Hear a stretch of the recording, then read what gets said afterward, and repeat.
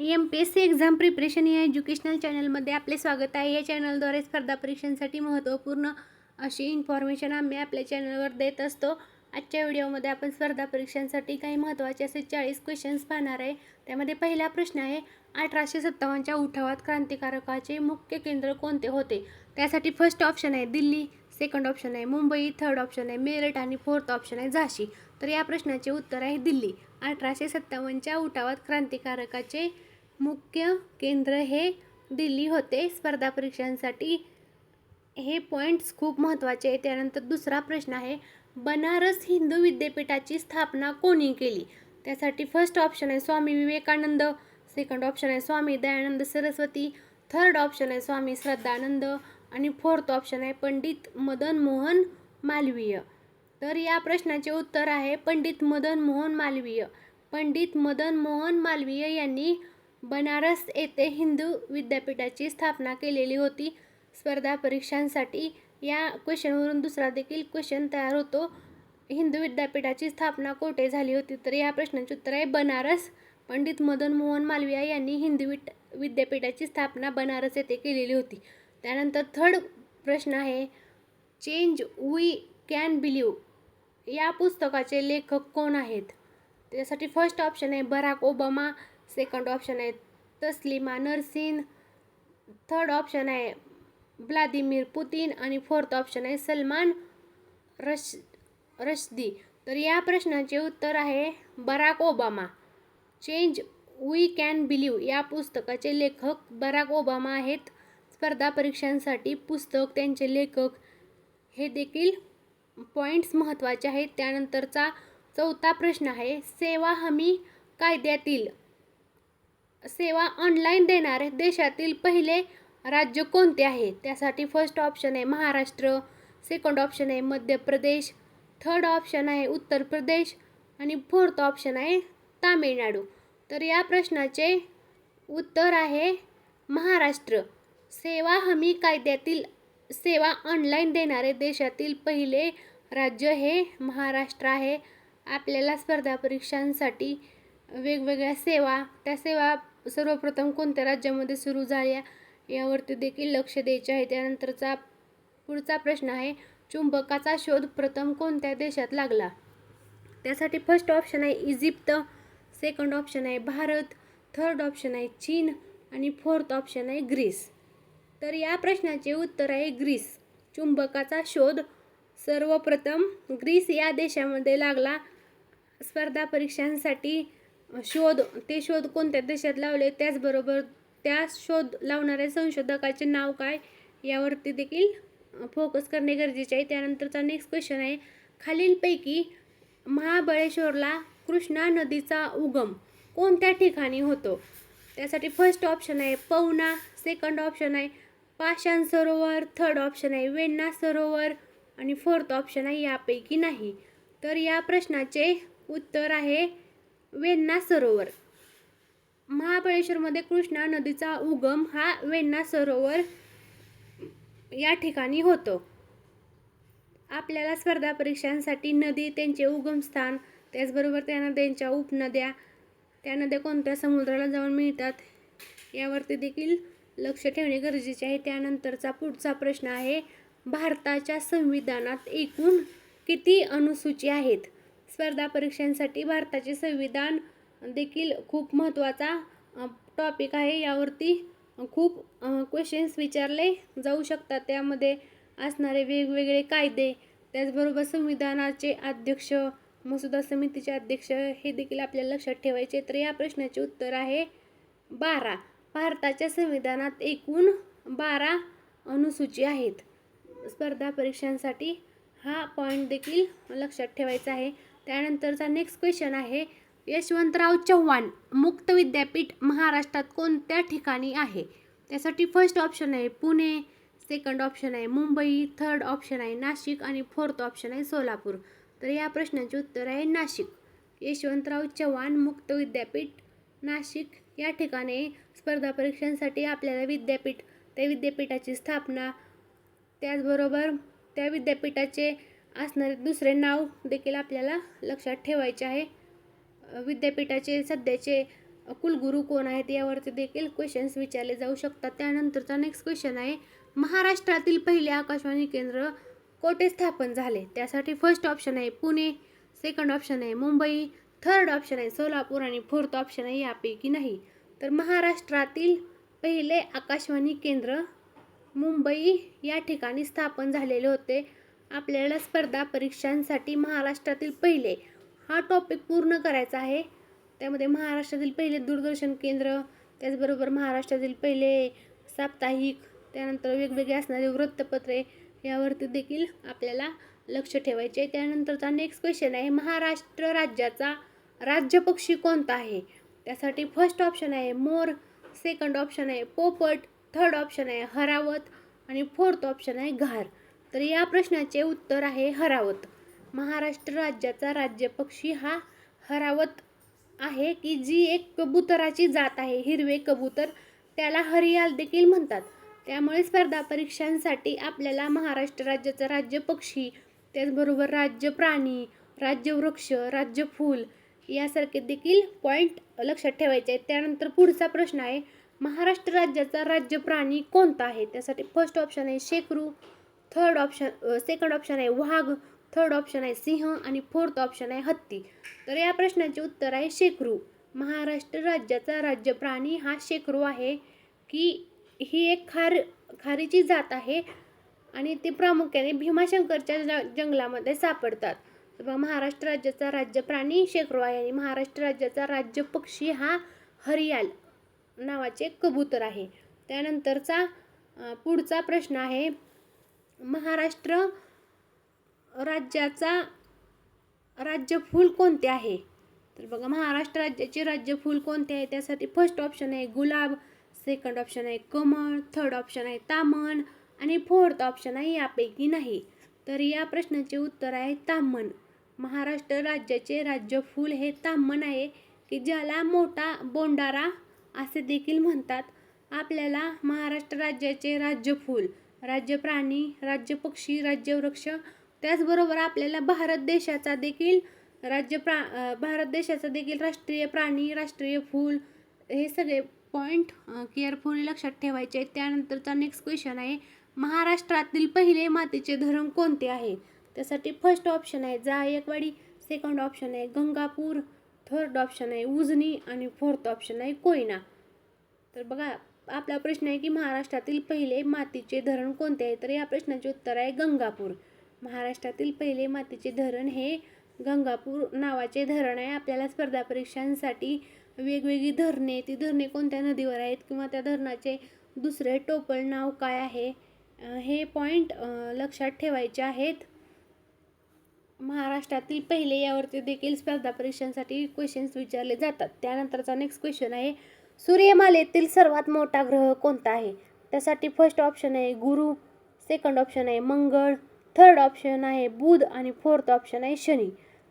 तर सूर्यमालेतील सर्वात मोठा ग्रह हा गुरु ग्रह आहे. आपल्याला स्पर्धा परीक्षांसाठी सूर्यमाला जो टॉपिक आहे तो पूर्ण लक्षात ठेवायचा आहे. त्यामध्ये सूर्यमालेतील सर्वात लहान ग्रह, त्यानंतर ग्रहाला असलेली वेगवेगळी नावे, त्यानंतर वेगवेगळ्या ग्रहांची वेगवेगळी वैशिष्ट्ये कोणकोणती आहेत, त्यानंतर पृथ्वीपासून सगळ्यात जवळचा ग्रह कोणता, सर्वात दूरचा ग्रह कोणता, हे देखील आपल्याला लक्षात ठेवायचे आहे. त्यानंतरचा नेक्स्ट क्वेश्चन आहे, वानखेडे स्टेडियम कोठे आहे? त्यासाठी फर्स्ट ऑप्शन आहे पुणे, सेकंड ऑप्शन आहे मुंबई, थर्ड ऑप्शन आहे कोलकाता आणि फोर्थ ऑप्शन आहे चेन्नई. तर या प्रश्नाचे उत्तर आहे मुंबई. वानखेडे स्टेडियम मुंबई या ठिकाणी आहे. आपल्याला स्पर्धा परीक्षांमध्ये स्टेडियम आणि ते स्टेडियम कोणत्या ठिकाणी आहे किंवा स्टेडियमची बदललेली नावे किंवा मोठे स्टेडियम कोणते यावरती प्रश्न विचारले जातात. त्यानंतरचा नेक्स्ट क्वेश्चन आहे, ग्रीन पार्क स्टेडियम कोठे आहे? त्यासाठी फर्स्ट ऑप्शन आहे चेन्नई, सेकंड ऑप्शन आहे कानपूर, थर्ड ऑप्शन आहे मुंबई आणि फोर्थ ऑप्शन आहे हैदराबाद. तर बघा, स्पर्धा परीक्षांसाठी आपल्याला स्टेडियम आणि त्यांची ठिकाणे लक्षात ठेवायची आहेत. वानखेडे स्टेडियम मुंबई या ठिकाणी आहे. नरेंद्र मोदी स्टेडियम हे गुजरातमध्ये आहे आणि ग्रीन पार्क स्टेडियम हे कानपूर या सिटीमध्ये आहे. स्पर्धा परीक्षांसाठी आपल्याला हा देखील टॉपिक महत्त्वाचा आहे. त्यानंतरचा पुढचा प्रश्न आहे, ईडन गार्डन स्टेडियम कोठे आहे? त्यासाठी फर्स्ट ऑप्शन आहे मुंबई, सेकंड ऑप्शन आहे जयपूर, थर्ड ऑप्शन आहे कोलकाता आणि फोर्थ ऑप्शन आहे चेन्नई. तर बघा आपला प्रश्न आहे, ईडन गार्डन स्टेडियम कोठे आहे? तर या प्रश्नाचे उत्तर आहे Kolkata. Eden garden stadium Kolkata या ठिकाणी. आतापर्यंत आपण 3 स्टेडियम बघितलेली आहेत. वानखेडे स्टेडियम मुंबई, त्यानंतर ग्रीन पार्क स्टेडियम हे कानपूर या ठिकाणी आहे. तर ईडन गार्डन स्टेडियम कोलकाता या ठिकाणी आहे. त्यानंतरचा पुढचा प्रश्न आहे, जगातील सर्वात मोठे बेट म्हणून कोणत्या बेटाला ओळखले जाते? त्यासाठी फर्स्ट ऑप्शन आहे श्रीलंका, सेकंड ऑप्शन आहे ग्रीनलँड, थर्ड ऑप्शन आहे हवाई आणि फोर्थ ऑप्शन आहे वेस्ट इंडिज. तर बघा स्पर्धा परीक्षांमध्ये आपल्याला जगातील सर्वात मोठे यावरती देखील लक्ष ठेवायचे आहे. जगातील सर्वात मोठा महासागर, त्याचबरोबर जगातील सर्वात मोठा खंड. तर या प्रश्नाचे उत्तर आहे ग्रीनलँड. जगातील सर्वात मोठे बेट म्हणून ग्रीनलँड या बेटाला ओळखले जाते. त्यानंतरचा नेक्स्ट क्वेश्चन आहे, 52 दरवाजांचे शहर म्हणून कोणत्या शहराला ओळखले जाते? त्यासाठी फर्स्ट ऑप्शन आहे अमरावती, सेकंड ऑप्शन आहे सांगली, थर्ड ऑप्शन आहे सातारा आणि फोर्थ ऑप्शन आहे छत्रपती संभाजीनगर. तर या प्रश्नाचे उत्तर आहे छत्रपती संभाजीनगर. छत्रपती संभाजीनगर या शहराला 52 दरवाजांचे शहर म्हणून ओळखले जाते. स्पर्धा परीक्षांसाठी आपल्याला शहर आणि त्यांना असणारी टोपण नावे यावरती लक्ष द्यायचे आहे. त्यानंतरचा पुढचा प्रश्न आहे, भारतात हरित क्रांतीची सुरुवात कोणत्या वर्षी झाली? त्यासाठी फर्स्ट ऑप्शन आहे 1960, सेकंड ऑप्शन आहे 1965, थर्ड ऑप्शन आहे 1970 आणि फोर्थ ऑप्शन आहे 1975. तर बघा स्पर्धा परीक्षांमध्ये वेगवेगळ्या क्रांती आणि त्या क्रांतीची सुरुवात केव्हा झाली, त्याचबरोबर त्या क्रांतीची सुरुवात करणारे जनक कोण होते यावरती विचारले जातात.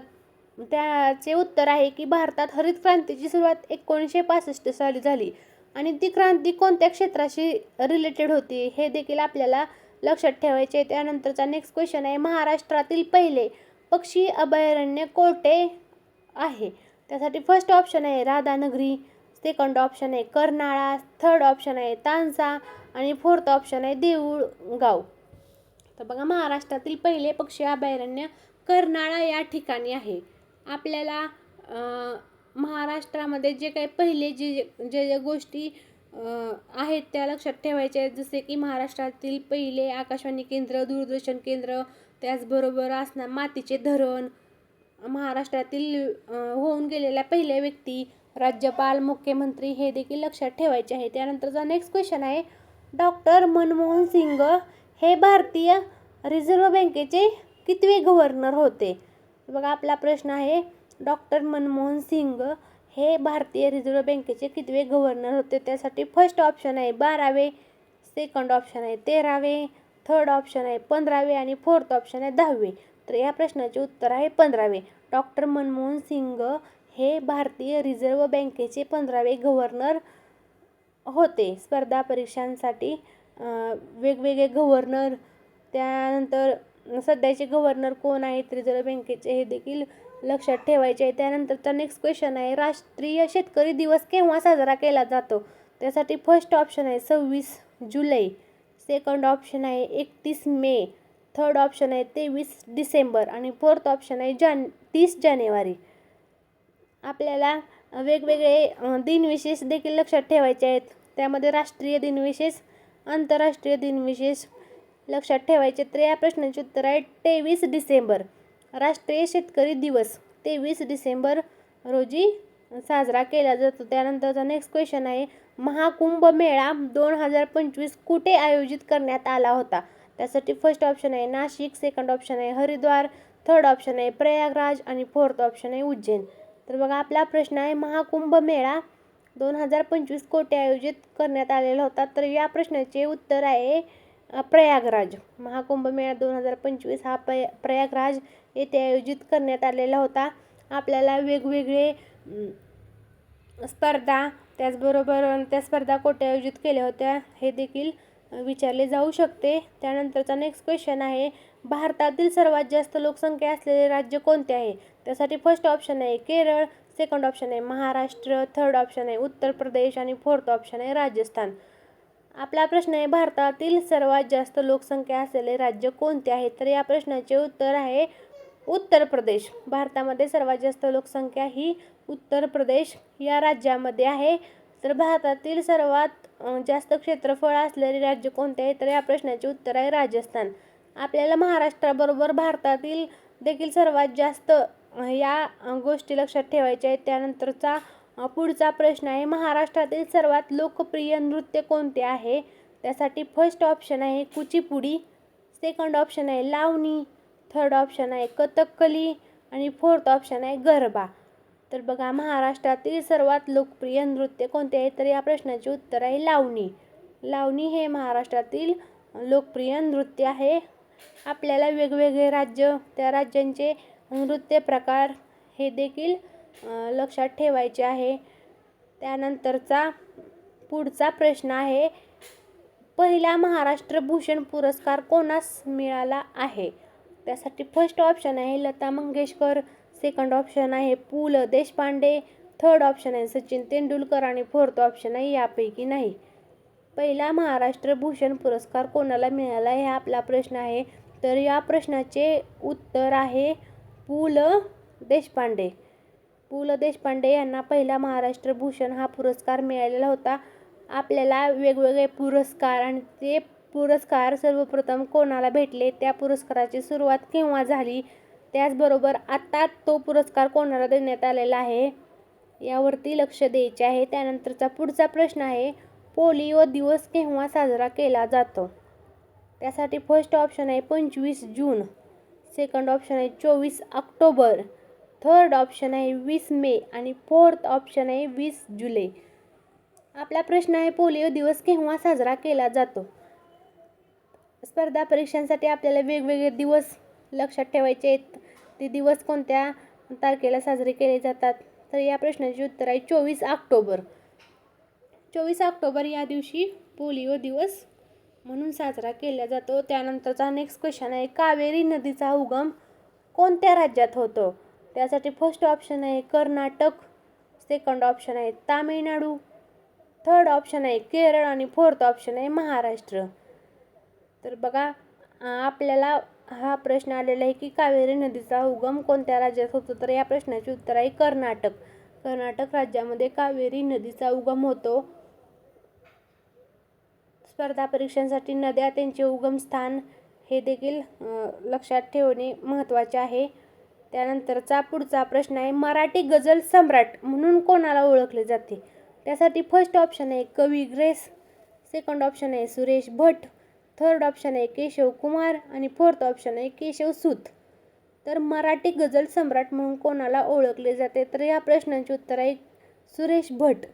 सुरेश भट यांना मराठी गझल सम्राट म्हणून ओळखतात. आपल्याला स्पर्धा परीक्षांसाठी वेगवेगळे कवी, त्यांचे टोपल नावे, त्याचबरोबर त्यांनी लिहिलेल्या कादंबऱ्या, नाटक, त्यानंतर त्यांच्या असणारे कविता, काव्यसंग्रह हे देखील लक्षात ठेवायचे आहे. त्यानंतरचा पुढचा प्रश्न आहे, पाठीचा कणा असलेल्या प्राण्यांना काय म्हणतात?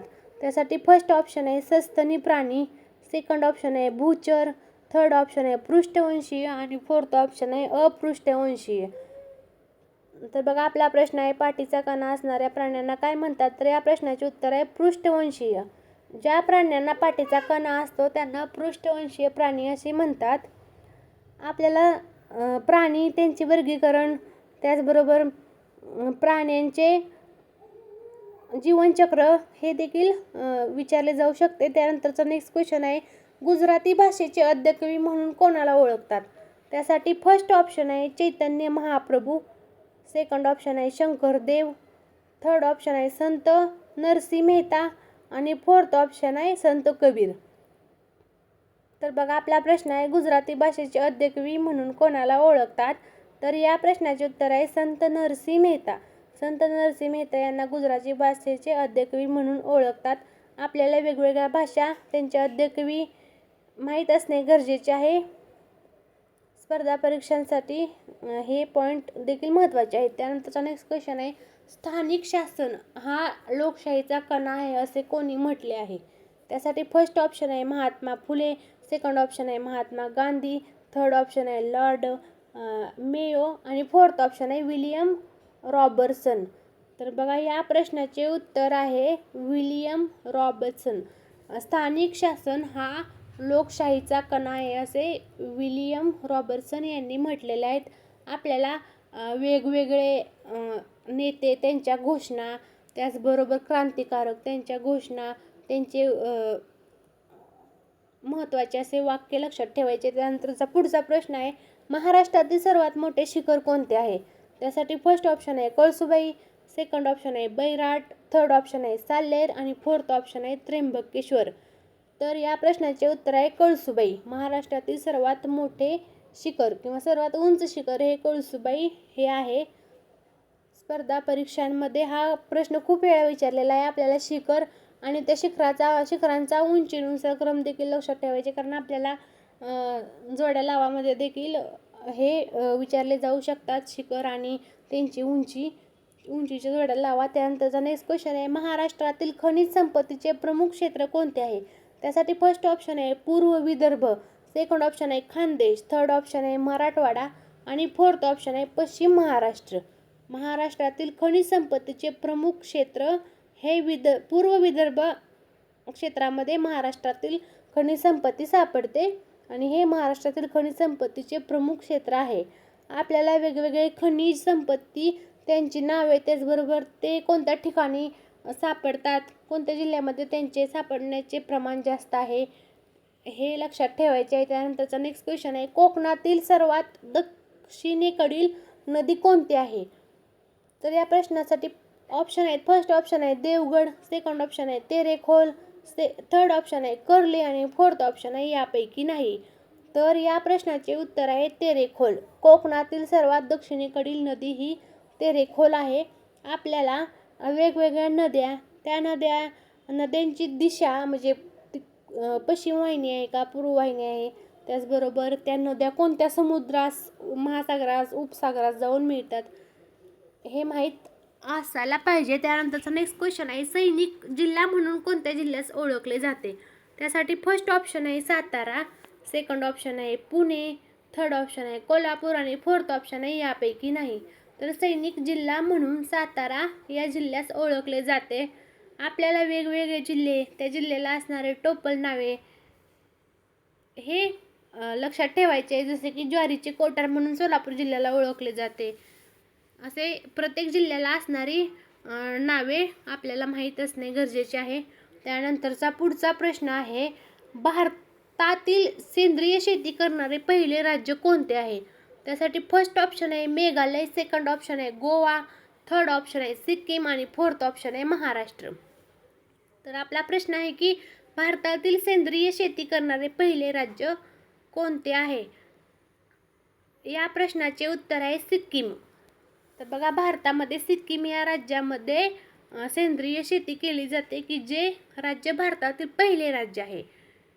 आपल्याला वेगवेगळे प्रकल्प यावरती माहिती असणे गरजेचे आहे. त्यानंतरचा पुढचा प्रश्न आहे, भारताचे नवीन लष्कर प्रमुख कोण आहेत? त्यासाठी फर्स्ट ऑप्शन आहे मनोज पांडे, सेकंड ऑप्शन आहे उपेंद्र द्विवेदी, थर्ड ऑप्शन आहे अनिल चौहान आणि फोर्थ ऑप्शन आहे आर हरिकुमार. आपला प्रश्न आहे, भारताचे नवीन लष्कर प्रमुख कोण आहेत? तर या प्रश्नाचे उत्तर आहे उपेंद्र द्विवेदी. उपेंद्र द्विवेदी हे भारताचे नवीन लष्कर प्रमुख आहेत.